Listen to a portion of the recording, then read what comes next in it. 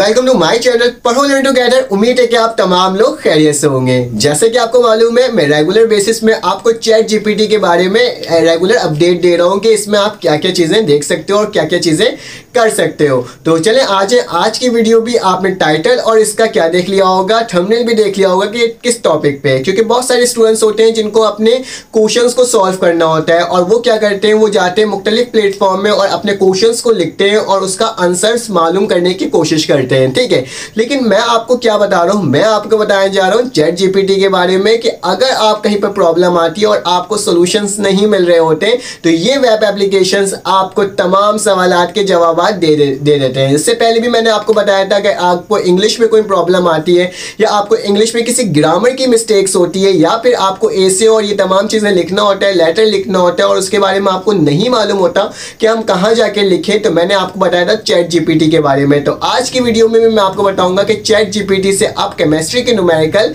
किस तरीके से सॉल्व कर सकते हैं। क्योंकि मैं अपने चैनल में प्रोवाइड करता हूं आपको एजुकेशन से रिलेटेड तमाम टॉपिक्स, मैथमेटिक्स से रिलेटेड तमाम टॉपिक्स। तो जल्दी से मेरे चैनल को सब्सक्राइब कर लें, बेल के आइकन क्लिक कर दें ताकि आपको तमाम इंफॉर्मेशन वक्त पे और फौरन मिलती रहे। ठीक है, एक बात ये बता देता हूं कि कोई ये पेड प्रमोशन नहीं है, ये मैंने ऐसी आपको जस्ट नॉलेज प्रोवाइड करने के लिए आपके लिए ये मैं वीडियो बनाने जा रहा हूँ। ठीक है, तो चलें आज चैट जीपीटी यूज करने से पहले मैं आपको थोड़ी सी डिटेल बता देता हूँ कि आप किस तरीके से इसे ओपन कर सकते हो। ये फ्री ऑफ कॉस्ट वेबसाइट है। ठीक है, आपने क्या करना होगा, आप होगा गूगल में और गूगल में जाने के बाद आपने क्या करना होगा, आपने लिखना होगा चैट जीपीटी। जैसे ही आप चैट जीपीटी लिखोगे तो आपके पास एक स्क्रीन शो हो रहा होगा जो कि आपके स्क्रीन में अभी भी नजर आ रहा होगा। आपने जब जाना होगा उसमें क्या करना होगा, लॉग इन करना होगा। तो आपके पास इस तरह का शो हो रहा होगा, मैं आपको अपने मोबाइल में करके बताऊंगा और आपके स्क्रीन में वो शो हो रहा होगा। ठीक है, तो आपके पास लिखा हुआ है चैट जीपीटी लिखा हुआ रहा होगा, आपके पास इस तरह का इंटरफेस आएगा। मैं आपको मोबाइल में इसलिए करके बता रहा हूँ क्योंकि बहुत सारे स्टूडेंट्स के पास लैपटॉप अवेलेबल नहीं होता, तो वो मोबाइल में भी इस तरीके से इसमें सर्च कर सकते हैं। ठीक है, तो आपने क्या करना होगा, आपने नीचे जो आपके पास कई ऑप्शन आ रहा है ना लिखने का, वहां पे अपना न्यूमेरिकल्स लिखने होंगे। तो मैं फर्स्ट ईयर के चैप्टर नंबर 7 के न्यूमेरिकल्स यहाँ पे लिख रहा हूँ और देखता हूँ कि मेरे पास क्या आता है। तो लिखा हुआ है at 44 degree Celsius of hydrogen iodine is performed in seal 1 diameter cube vessel। ठीक है, जबकि मेरे पास एक इक्वेशन लिखा हुआ है रिवर्सिबल रिएक्शन का। ठीक है, एक रिएक्शन लिखा हुआ है if equilibrium constant, if equilibrium mixture contain 1 mole of H2 and 1 mole of iodine and 7 mole of HI, calculate the equilibrium constant Kc। हमें क्या निकालना है, Kc को फाइंड आउट करना है। ठीक है, ये बुक के पेज नंबर 163 सिंध बोर्ड के अकॉर्डिंग है। ठीक है, तो मैं क्या करने जा रहा हूँ, इसको सर्च करता हूँ और देखता हूँ क्या इसका ये आंसर प्रोवाइड करेगा, क्योंकि काफी लॉन्ग सा आपके पास न्यूमेरिकल है। तो मैंने इसको सर्च कर दिया, अब देखते हैं कि इसका ये जवाब देता है कि नहीं। तो जी बिल्कुल, ये क्या हो रहा है, ये तो इसको पूरा रिएक्शन करके बता रहा है और बता रहा है कि किस तरीके से क्या करना है, आपने इसको सॉल्व करना है। तो लिखा हुआ है तमाम चीजें इसमें शो हो रहा है और खुद ब खुद ही लिखा हुआ आ रहा है। अब देखते हैं कि आंसर जो इसका आने वाला है वो ठीक है कि नहीं है। चलो देख रहे हैं, ये हो रहा है, इसको सॉल्व करते जा रहा है वो।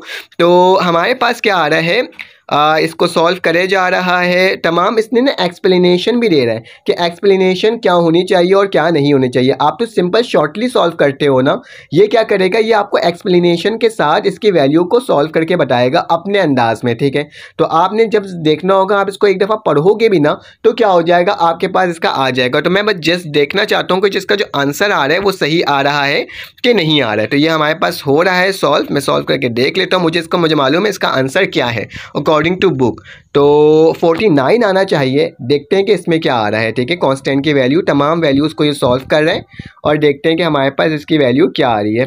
49 यही आया। Therefore the equilibrium constant Kc is 49 at 444 degree Celsius at the given reaction. क्योंकि ये काफ़ी लेंदी इसने सॉल्व करके बताया है, अगर आप इसको बोलोगे ना शॉर्टली सॉल्व करके बता दो तो शायद ये आपको शॉर्ट में भी करके बता देगा। तो मैं यहाँ पे लिखता हूँ कि शॉर्ट प्लीज़ सॉल्व, प्लीज़ ऐसे करके लिख देता हूँ मैं यहाँ पे कि आपने क्या करना है, इसको short method please solve this solve.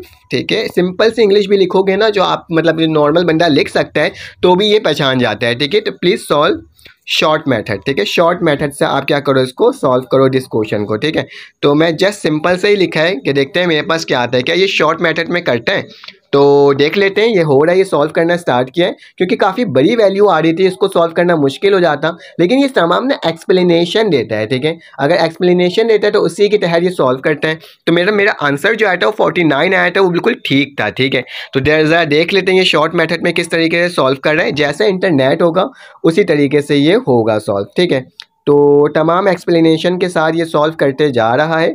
I think so ये वही मेथड को वापसी रिपीट कर रहा है, जाके देखा जाएगा। शॉर्ट मेथड नहीं, उसका यही मेथड क्या है, सॉल्व कर रहा है। ठीक है, तो ये अकॉर्डिंग टू आपके बुक तो सॉल्व नहीं कर रहा है, लेकिन ये आंसर बिल्कुल अकॉर्डिंग टू बुक आपको प्रोवाइड कर रहा है। ठीक है, तो एक सवाल तो हमारे पास ये हो गया। नेक्स्ट क्वेश्चन देखते हैं, सॉल्व करके देखते हैं उसकी वैल्यू क्या आ रही है। ठीक है, तो अब देखते हैं नेक्स्ट क्वेश्चन को, देखते हैं कि क्या, वो तो काफ़ी लेंथी क्वेश्चन था। अब हम एक शॉर्ट सा क्वेश्चन देखते हैं कि हाउ मेनी मोल्स और moles required to prepare 40 gram of H2O। ठीक है, तो हाउ मेनी आपने क्या निकालना है, मोल निकालना है। ज़रा देखते हैं कि हमारे पास इसका क्या आंसर आता है। ठीक है, मैंने क्या कर दिया, सर्च कर दिया। ठीक है, तो ये सर्च करना स्टार्ट कर दिया है। देखते हैं इसका आंसर आता है कैसे नहीं आता, क्योंकि आपको पता है इंटरनेट का भी इशू होता है, तो थोड़ा सा ये लेट कर सकता है, लेकिन आप रिफ्रेश कर सकते हो। अरे यार, ये तो सॉल्व करना स्टार्ट कर दिया है इसने। देखते हैं क्या आंसर आता है इसका। H2O ये तमाम एक्सप्लेनेशन के साथ कर रहा है सॉल्व। मतलब अगर आप एग्जाम्स में आपके कोई क्वेश्चन सॉल्व नहीं है, तो ये क्या करता है, वो तमाम चीज़ों को सॉल्व करके बता देता है। ठीक है, तो number of mole calculating using the formula भी लिख रहा है कि मोल्स बराबर होता है मास अपॉन मोलर मास के। ठीक है, तो 40 ग्राम ऑफ H2SO4 मतलब 40 ग्राम को 98.70 से क्या कर रहे हैं, ये 70 से क्या कर रहा है, डिवाइड कर रहा है। तो हमारे पास क्या हो रहा है, इसका सोल्यूशन बन करके आ जा रहा है। देखो लिखा हुआ है 0.4077 मोल ऑफ H2SO4। देखो कितने आसान तरीके से क्या कर दिया इसने, सॉल्व कर दिया। तो ये क्लास 9 का एक था। मैं एक और क्वेश्चन को पुट करके देखता हूँ और देखता हूँ क्या वो इसका सवाल सॉल्व कर पा रहा है कि नहीं कर पा रहा। मेरे पास एक और क्वेश्चन है, इसको भी पुट करके देखते हैं और देखते हैं क्या इसका आंसर आता है कि नहीं आता। लिखा हुआ है कैलकुलेट करना है मॉलिक्यूलर मास को C2H5OH को। देखते हैं इसकी वैल्यू ये फाइंड आउट करता है कि नहीं करता। तो ये आपके पास सर्च करना स्टार्ट कर दिया। Molecular formula compose 2 carbon atom, 6 hydrogen atom and 1 oxygen atom. तो देन ये क्या कर रहा है, तमाम चीज़ों को वो कैलकुलेट कर रहा है, वैल्यू फाइंड आउट कर रहा है। और इसका क्या आ गया हमारे पास, ये बिल्कुल एग्जैक्ट जो वैल्यू होती है ना, उसको देखते हुए ये निकालेगा। ठीक है, इस चीज़ को याद रखना आप। तो इसकी वैल्यू क्या आ रही है मेरे पास, मॉलिक्यूलर मास ये सॉल्व कर रहा है 45.07 AMU आई है। ठीक है, तो इसकी वैल्यू क्या है, 45.07 AMU। मतलब ये हमारे पास तमाम सवाल के जवाबात बिल्कुल सही दे रहा है। तो आपने क्या करना है, अगर आपको इस तरह की इन्फॉर्मेशन चाहिए, इसके बारे में चाहिए, तो ज़रूर वीडियो को लाइक कर दीजिएगा, सब्सक्राइब कर दीजिएगा। फिर आपसे मुलाकात होगी एक न्यू वीडियो में। अपना ख्याल रखिएगा, अपने इर्द गिर्द ख्याल रखिएगा, दुआओं में याद रखिएगा। अल्लाह हाफ़िज़।